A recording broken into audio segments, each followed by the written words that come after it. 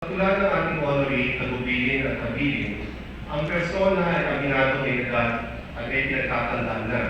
At hetong ilan niya may papayo sa buhay para sa mga sumusunod na henerasyon. Maghugas ka ng kamay bago kumain. Maghugas ka ng kamay pagkatapos kumain. Pero huwag kang maghuhugas ng kamay para lang makiiwas sa sisi. Huwag kang maghuhugas ng kamay kung may pinaapi na kaya mong tulungan. Huwag piliting matulog kung ayaw pang dalawin ng antok. Huwag pagkakasayahan ng panahon ang walang utang na loob. Huwag pagpagtalo sa bobo at baka ka mapagkamalang ng bobo. Huwag bubulong-bulong sa mga panahon kailangan sumigaw. Ang sabi ng iba, ang matapang ay walang takot lumaban. Ang sabi ko naman, ang tunay na matapang ay lumalaban kahit natatakot.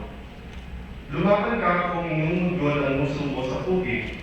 Umalikwas ka kung kinakapak-tapakan na. Kung tapang ipaglaban ang iyong mga prinsipyo, kahit hindi ka sigurado na agad-agad kang mananalo. Sa Afrikanong salawitiri naman, sisinahan, it takes a village to raise a child.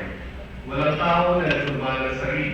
At ang diwa ng gawad na rin, at ang aral ng ating honoree, ay mahalagang karagdagang substansasyon sa mga estudyante ng komunikasyon at media, maging ng panindigan at kaligayang pagsulat, mga practitioner, scholar, manunulat, artist at professional sa hindi malayong hinaharap kung ano ang nakilang posibilidad ng kanilang mga disiplina, kung bakit nila pinili ang kanilang pinili, kung anong modelo ng pwedeng maging para sa kagalingan ng sarili at ng bayan.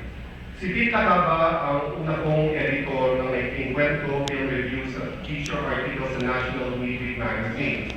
Ang Summer Writers Program ng UP ang siya nagtiliman sa akin ng kursong Economics at Accounting sa De La Salle University. Sa UP Manila ako unang nakatuturo at sa UP naman ko pinili maglagi sa pagtuturo.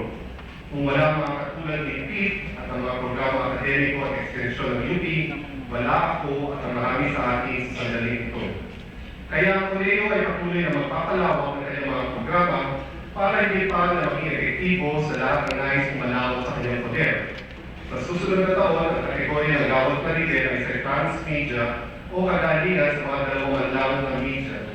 Mas mataas ang kailingan na sa paparangalan, pero simulan na natin sa buhay sa pagpaparangal ngayong taon. Kaya magkita-kita tayo muli sa pagpaparangal sa susunod na taon sa muli natin magtitipon bilang komunidad ng media at komunikasyon. Mabuhay Pete Takaba, mabuhay ang Gawad Tarigel, at mabuhay ang Universidad ng Pilipinas. Isang malingking na hapon sa ating lahat.